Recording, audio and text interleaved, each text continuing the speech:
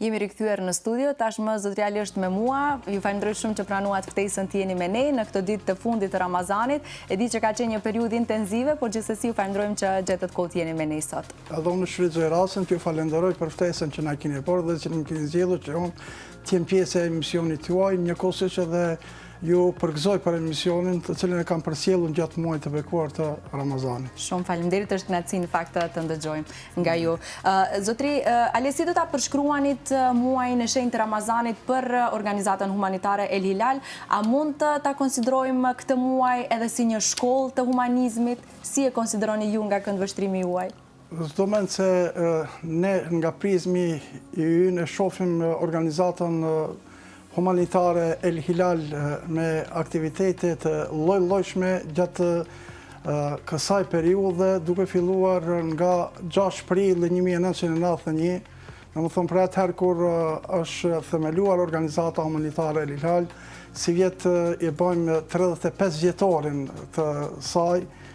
Çdo moment se aktivitetet e bujshme kemi brenda kësaj periudhe, e në veçanti gjatë muajit të bekuar të Ramazanit, lirisht mund të themi se organizata humanitare El Hilal mund të jetë shkolla për të cilën mund të marrin mësim secili nga ne, duke filluar edhe unë në El Hilal e kam zhvilluar dhe e kam mësuar humanitetin ashtu siç i ka hije në praktikë. Tani duhet ndalem pak tek sigurisht të shohim në ndërkohë disa fotografi të cilat e vizualizojnë punën tuaj, cili ka qenë fokusi juaj. Ne e dim që vazhdimisht në çdo Ramazan fokusi juaj është tek studentët, tek jetimët. Vazhdon kjo kategori të jetë fokusi juaj apo edhe të përmendim disa nga aktivitetet kryesore në këtë Ramazan? Fokusi ynë si vjet ka qenë me familjet që kanë jetim, me skamnorët, me personat me nevoja të veçanta, me studentët, me mësuesit, me gazetarët. Vlen të theksoj këtu se si vjet në Shkup organizuam 2 iftare me këto kategori të njerëzve, pastaj një iftar në Tetov, atje u organizua me shkollën private Marjef. Vlen të theksohet këto iftare kanë qenë secila mund të përshkruhet, nuk mund të përshkruhen kënaqësitë që i kemi përjetuar në këto iftare, sepse në iftarin e parë ne më shumë kishim fokus tek studentët, pasi që ne studentëve në organizatën humanitare El Hilal ju shpërndajmë bursa studentore dhe kësin e 2 të bursave studentore gjithmonë e shfrytëzojmë gjatë muajit të bekuar të Ramazanit përkatësisht në iftaret tona. Gjithashtu edhe në Tetov e shfrytëzojmë rastin ata të cilët vinë, studentët që vinë nga Tetova, nga Gosivari, Kërçova dhe ajo pjesë andej Ohri, Struga, i shfrytëzojmë që në Tetov t'u shpërndajmë kësin e 2 të bursave studentore.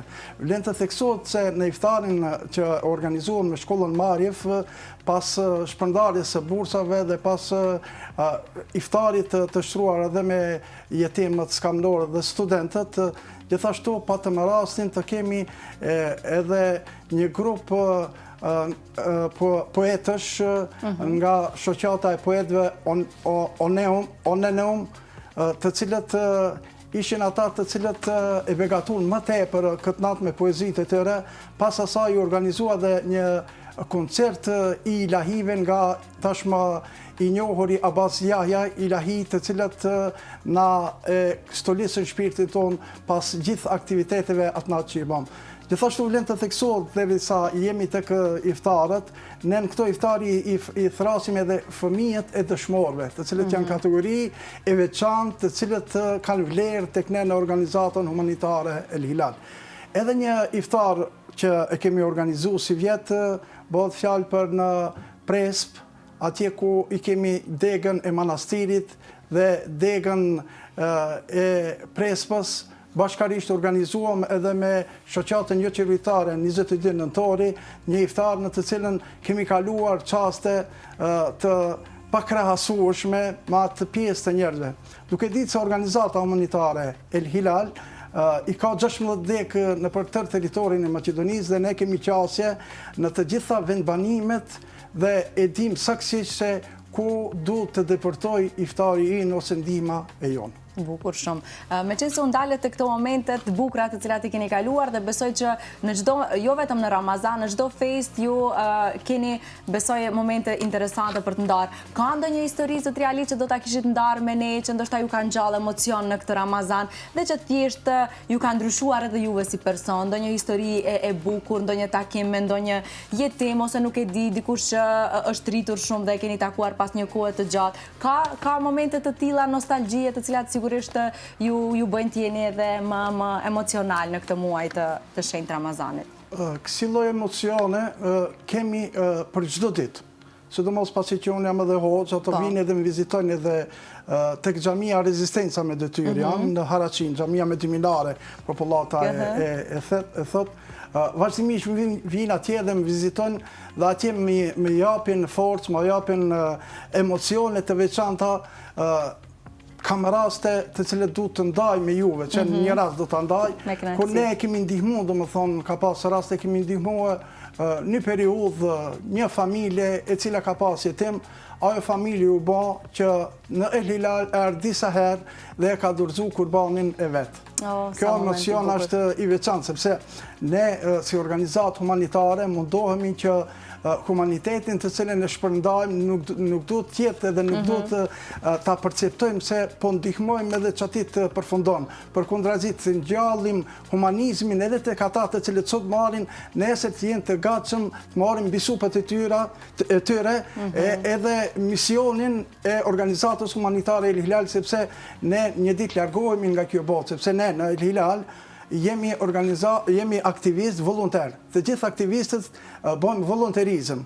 Dhe që shfrytëzoj rastin tash të këtë gjithë të rinjtë dhe të rejat, le të urdhënojnë dyert e El Hilalit janë të hapura për secilin i cili don të kontribon dhe don solidaritetin e tij ta çet në praktikë. Okej, shumë thirrje e bukur kjo. Kështu që gjithë ju të cilët jeni të interesuar, i keni dyert e hapura. Zotri Ali, unë e di gjithashtu një detaj që organizata juaj, sigurisht El Hilal, nuk ka bashkëpunime me organizata tjera, por funksionon direkt me filantropët, me ata të cilët bashkëpunojnë me ju. Si është bashkëpunimi juaj me gjithë donatorët, me gjithë ata të cilët tregohen zemërgjër, jo vetëm në muajin e Ramazanit, por gjatë gjithë vitit që të bashkëpunojnë me ju dhe të jeni sa më afër atyre të cilët kanë shumë nevojë. Ashtu si që theksuat edhe ju, organizata humanitare El Hilal mundohet në ndjenjen e solidaritetit ta nxjerrë nga ata të cilët kanë tek ata të cilët nuk kanë. Dhe ne mundohemi gjatë kësaj periudhe të jemi ura lidhse ndërmjet të pasurit dhe ndërmjet të varfërit. Dhe shqyqir Zotit kemi arritur që ta kryjmë këtë emanet me përpikshmëri, ashtu si që ka hije, s'do mend se bashkëpunim me organizatat tjera kemi, edhe me organizatat këtu brenda Republikës Maqedonisë së Veriut, kur kemi pas raste të dhimbshme. Do të marr shembullin e vërshimeve në Asambek, dhe më thonë të gjitha organizatat humanitare që janë këtu kemi pas bashkëpunim, ose rastin e vërshimeve në Shqipëri, ose rastin e tërmetit në Shqipëri. Me të gjitha organizatat humanitare jemi organizu dhe du të theksoj edhe për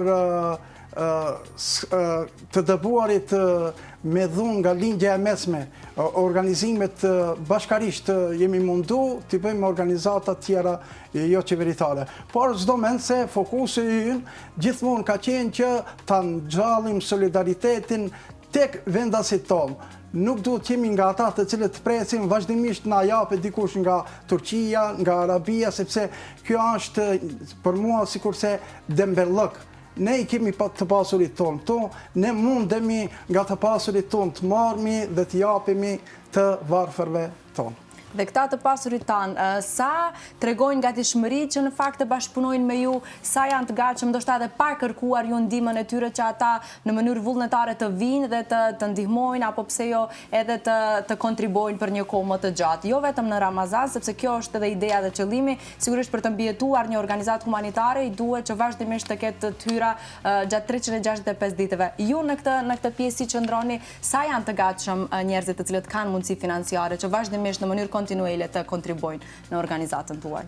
S'do menë se në Ramazan solidariteti, humanizmi, tek besimtarët, këtu tek ne, dhe Maqedoni është në nivelin më të lartë. A mund ta quajmë si një humanizëm momental? Momental, po. Kështu jemi edhe në aspekt fetal, edhe në adhurime kështu jemi për fat të keq. Edhe në adhurime ne mundohemi vetëm në Ramazan. Mirë po kjo është gabim, sepse ne duhet jemi besimtar vazhdueshëm, jo besimtar sezonal. Edhe bamirës sezonal nuk duhet kemi, po bamirës vazhdimisht duhet kemi. Bamirësia duhet tjetë ndjenjë, cila duhet vazhdoje edhe ma të tjetë. Po, në Ramazan ndryshe duhet tjetë. Në Ramazan duhet tjetë ma ndryshe humanizmi, solidariteti, bamirësia. Por edhe pas Ramazanit duhet vazhdojtë, sepse edhe pas Ramazanit ne kemi skamnor. Edhe pas Ramazanit ne kemi fëmijë jetim. Edhe pas Ramazanit kemi nevojtarë të cilët vinë tek ne vazhdimisht dhe kërkojnë ndihma tek ne. Mirë, po për fat keq detyrohemi që t'ja u mbyllim dyert parësisht se nuk kemi. Atë që e kemi ne e shpërndajmë ashtu si që ka hije me përpikshmëri. Ju vjen keq kur vjen ky moment që ndoshta ti mbyllni dyert dhe kur nuk keni mundësi që thjesht ti ndihmoni ata të cilët kanë nevojë edhe jashtë këtij muaji të shenjtë. Që tregoj të drejtën, më vjen keq edhe kur paraqiten në telefonat, sepse vazhdimisht paraqiten në telefonat. Vazhdimisht lajmërohen njerëzit të cilët ai përpik qefit nuk lajmërohet. Sigurisht, se ka hall, ka dert, sidomos gjenia femnore janë më tepër të cilët drejtohen dhe kërkojnë ndihmë. Dhe mund vjen shumë keq, mundohem edhe personalisht të kontribuoj tek ata. Mirë po, mundësitë tona dihet se janë shumë të pakta. Na vjen shumë keq që i kthejmë, mirë po realiteti i hedhur është kjo. Tash ju e dini se kriza edhe në botë po ndodh, luftrat janë të këqija, ato vetëm bin kriza, ato bin vetëm skamje. Luftrat asesi nuk bin të mira, sidomos në kohën e sotit, dhe unë kam mendu se do të vijë një moment që do të nalet varfëria, për fat keq vetëm se për çdo vit shtohet, për çdo vit lajmërohen në përfaqet tona zyrtare që kemi në El Hilal, vazhdimisht shkruajnë, disave mund t'ju përgjigjemi, disave nuk kemi mundësi t'ju përgjigjemi, sepse nuk mundemi të gjithëve t'ja u plotësojmë dëshirat. Pastaj kemi edhe për fat keq edhe nga këto kategori njerëz të cilët i shfrytëzojnë të gjitha organizatat. Për fat keq, të gjitha organizatat të cilët ekzistojnë i shfrytëzojnë. Dhe ti tash nuk i në gjendje ta kontrollosh këtë pjesë të njerëzve, mirë po u alëm ndërgjegjen e tyre, sepse një ditë secili kemi medal para Zotit Dhul Xhelal dhe secili do t'jap me llogari para Zotit. Jam plotësisht dakord, sepse ne dim raste ku në fakt janë bërë të ditura disa momente ku njerëzit kanë dashur që të keq përdorin edhe organizata duke u thirrë në këtë që ju e thatë, dhe ne urojmë që kjo gjë vetëm të vijë të zvogëlohet, domethënë që të ketë mundësi që vërtet të ndihmohen ata të cilët janë nevojtarë dhe jo të keq përdoret dhe të thiren në emër të tyre.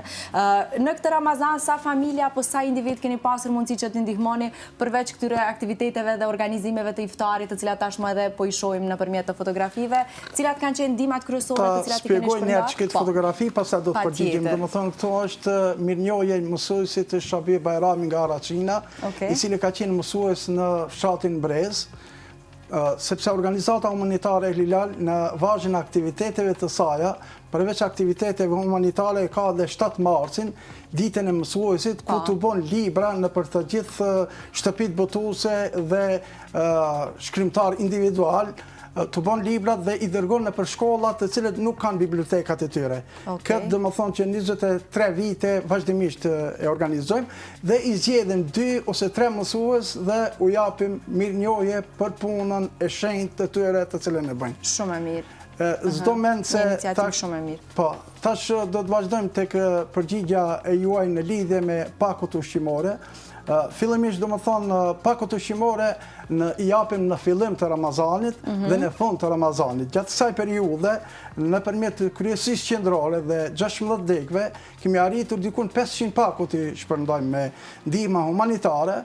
Presim që edhe ditëve në vijim përfundojmë edhe me 500 pako, po përveç pakove, këto vitet e fundit është një risi në organizatën humanitare El Hilal, sepse po na bin vouchera 1.500 denar, 2.000 denar, biznismen të ndryshëm, edhe pe caktojnë marketin, le të shkojnë, le të zgjedhin materiale të ndryshme të cilët kanë nevojë ushqimore, të cilët kanë nevojë të varfërit. Besoj kjo është një mënyrë e mirë dhe efikase, që ata vetë të shkojnë... vetë të shkojnë të zgjedhin. Këtu du të falenderoj edhe të rritë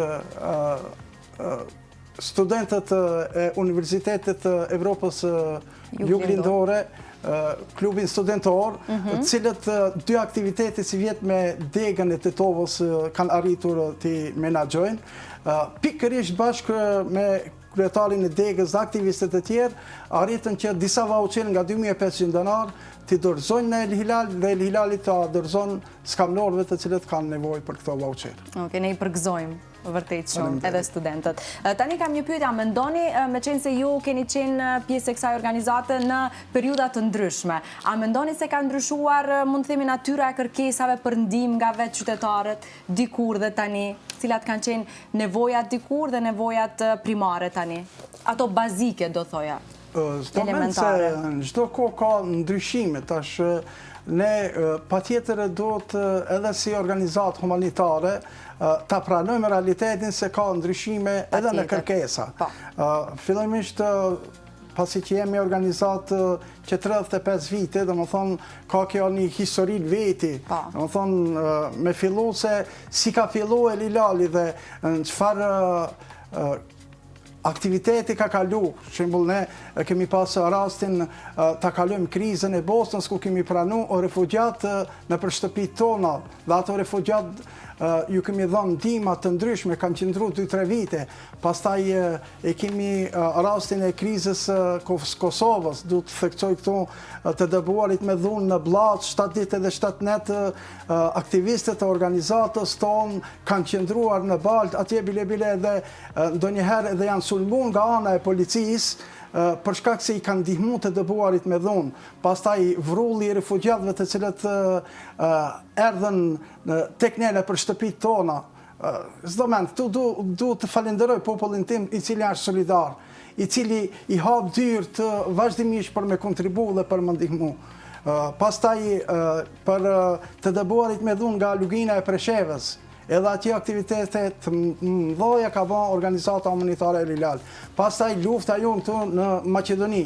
Edhe këtu kemi pasën krizat të ndryshme, sepse edhe këtu kemi pasën dëbime nga një teren në tjetrin teren, nga një anë në tjetrën anë. Dhe kërkesat e tërë kanë qenë të nevojave momentale, kurse pas luftrave që ndodhëm, kemi vazhdu me aktivitetet të cilat organizata humanitare El Hilal vazhdon të ketë si projekte, aktivitete programore. Du të theksoj nëse më lejohet, organizata humanitare El Hilal prej fillim të vitit fillon me aktivitetet e saja prej 7 marsit. Pastaj aktivitet e ka çanta dhe pajisje shkollore, në të cilën të bon çanta dhe pajisje krejt nga donatorët e brendshëm, nuk kërkojmë nga jashtë. Nga donatorët e brendshëm kërkojmë çanta dhe pajisje shkollore të cilët i shpërndajmë në për shkollat të cilët kanë nevojë. Pastaj projekti i Ramazanit, projekti i Kurban Bajramit, në të cilën ne të bëjmë mjete financiare dhe i shëndrojmë pastaj në Kurban, të cilët u shpërndajmë njerëzve të cilët i kemi në listat tona. Projekti tjetër programor është shënetimi i fëmijëve. Vlen të theksohet se edhe në këtë aktivitet organizata humanitare El Hilal diku rreth 300 fëmijë që 20 e disa vite i organizon u jep tesha të shënetisë në Kalan e Shkupit. Vazhdimisht atje e marrim një ceremoni në të cilën mbledhen shoqëri kulturore, shqiptare, turke, bosnjake, dhe s'do mend se edhe ati lexohet edhe pjesë nga Kurani, bëhet lutje e tjera, një mini darcëm të themi ta shijojnë edhe ata të cilët nuk kanë mundësi në për shtëpitë e tyre ta kenë, e shijojnë në organizatën humanitare El Hilal. Shumë e bukur kjo. Tani dua të ndalem pak tek gjithë ata të cilët kanë vërtet shpirt shumë human dhe duan që të ndihmojnë, por fatkeqësisht nuk kanë mundësi financiare. Cila mund të konsiderohet mënyra që ata mund të kontribuojnë jo vetëm materialisht, por në mënyra tjera? E këtu do të shfrytëzoj pak hoxhallëkën tim. Pa tjetër, në tash në të dy cilësit do flasim me ju. Këtu dhe më thonë, ne e dim se i dashur i zemrave tona, Muhamedi a.s. gjithmonë i ka motivuar njerëzit se si të jenë solidar. Ka pas raste bashkëshortës së veç Aishës radiallahu anha, i ka thonë shpërndaj që të hurma, nëse nuk ki mundësi të mirë shpjes me shumë pasuri, me hurmë. Edhe këta të cilët nuk kanë mundësi materiale, le të jenë nga ata të cilët shpërndajnë edhe 10 denar, edhe 100 denar. Nuk është e rëndësishme suma, me rëndësi është zemra. Ana tjetër, solidariteti shifet edhe në buzëqeshjen, nëse i buzëqeshës një vllaut musliman, një motrës muslimane, s'do mend se edhe ajo në fenë islame konsiderohet sadaka.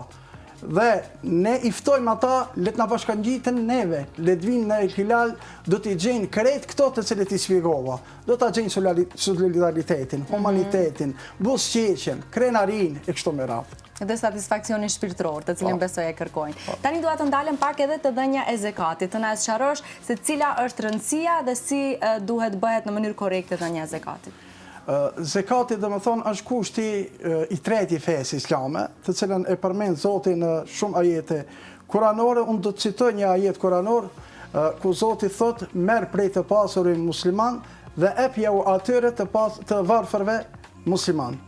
Tek ne, çështjen e zekatit, dhe më thonë, e ka kompetencë Bashkia Fetare Islame.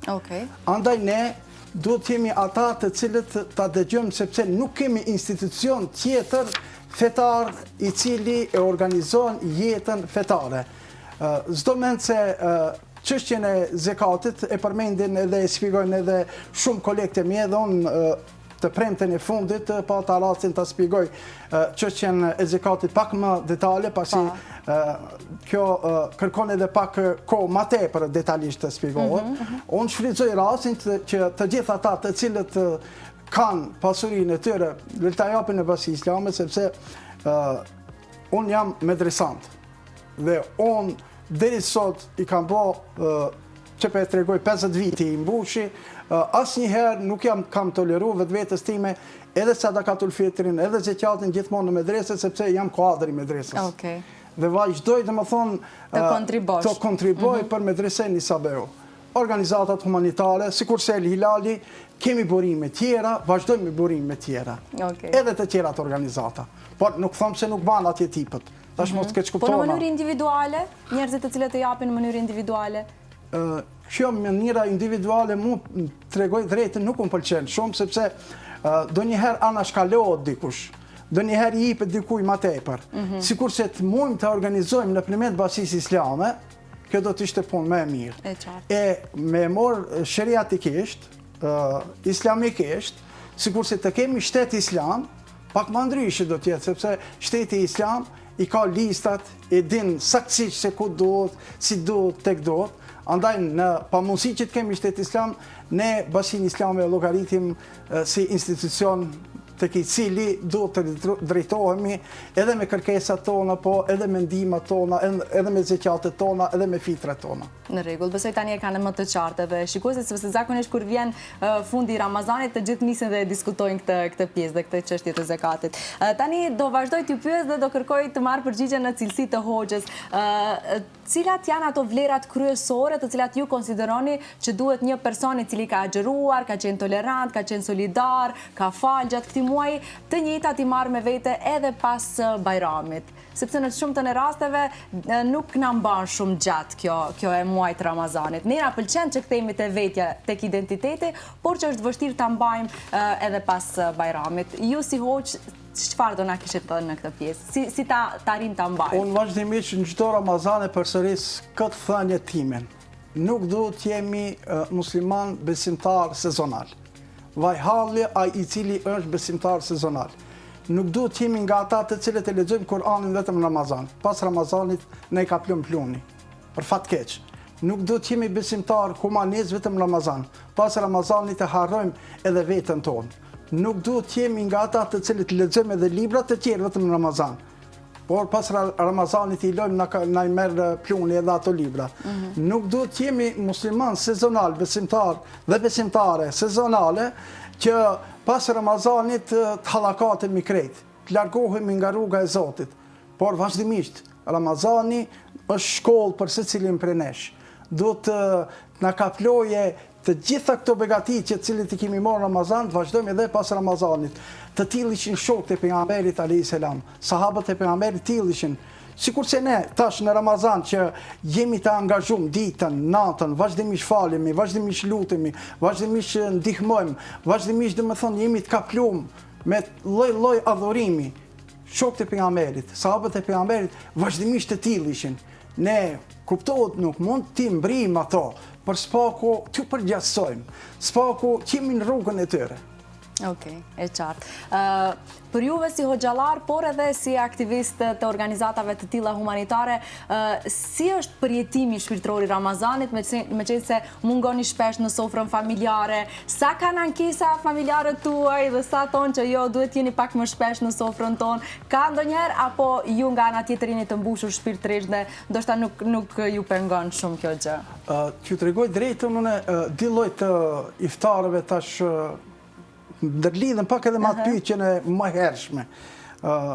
Përpara iftarët ishin nëpër shtëpi. Ndryshe knaci ishte në shtëpi. Tash iftarët në restorane, jo që nuk ka knaci. Ka knaci, po ndryshe përjetohet të shtëpia, ndryshe po përjetohet në restoran. Dhe e njëjta gjë po na ndodh në restoran. Nëse hoxhallar është fakt se vazhdimisht ju mangojmë familjeve tona, bashkëshorteve tona, fëmijëve tonë. Mirë po, ato e kanë kuptu se ne kemi marrë mbi supet tona një mision. Mision i cili don sakrificë. Mision i cili duhet largohesh në kohë të iftarit. Mision i cili duhet largohesh ndonjëherë kemi raste dhe largohemi edhe pas namazit të taravih, deri në sufir, me njerëz të cilët ju ndodhin halle, kanë derte, dhe misioni i hoxhës është 24 orë në shërbim të xhamatit të tij. Dhe çdo moment ne ju mungojmë, po shpërblimi i Zotit do të jetë më i madh për këtë mungesë të cilën u bëjmë familjeve tona. E qartë. Ne me qenë se jemi edhe në ditët e fundit të Ramazanit, për gjithë shikuesit të cilët na kanë ndjek, ne jemi mundu që në fakt gati pjesën më të madhe të emisioneve t'ja dedikojmë me të ftuar të cilët kanë folur për përjetimet e tyre në mënyra të ndryshme se si ata e përjetojnë Ramazanin. Kemi pasur edhe hoxhallar, kështu që unë po e përmbyll me ju sot, cili do ishte mesazhi juaj drejtuar gjithë besimtarëve islam, ata të cilët kanë agjëruar dhe të cilët po e përmbyllin këtë muaj të Ramazanit. E kanë pasur mundësi që ta përjetojnë edhe këtë Ramazan. Fillimisht e lut Zotin që Ramazani t'ishte shiju ashtu siç dohet. Ashtu siç na porosit Zoti në Kur'an, ashtu siç na porosit i dashur i zemrave tona Muhamedi alayhis salam në shumë hadithet e tij. Dhe Zoti që e kemi shiju natën e Kadrit, të cilën Zoti e përmend, është më vlefshme se 1 muaj nëse e përpjestojmë dikon 83 vjet e 4 muaj. 1 muajshin. Dhe Zoti që e kemi shiju dhe e kemi përjetu. Dhe Zoti që Ramazani të jetë shkak që ne të vazhdojmë të jemi më të fuqishëm me besimin tonë. Dhe Zoti që Ramazani të jetë shkak neve të na jenë falur gjunahet tona, mëkatet tona. Dhe Zoti që ne të vazhdojmë të jetojmë me njëri tjetrin, të afrohemi me njëri tjetrin, të jemi solidar me njëri tjetrin, ta duam njëri tjetrin. Unë do të ndaj një ngjarje këtu dhe do ta përfundojmë me këtë ngjarje, në të cilën një ditë i dashuri i zemrave tona ishte në xhami. Dhe hyri një njeri në xhami dhe i dashuri i zemrave tona u drejtu dhe tha, Muhamedi alayhis salam, tha, filani që hyri tash në xhami është nga xhenetlit. Dhe të gjithë shokët pe shikojnë kush është, këtë në rregull. Të nesërmen të njëjtën gjë përsëriti i dashuri i zemrave tona Muhamedi alayhis salam.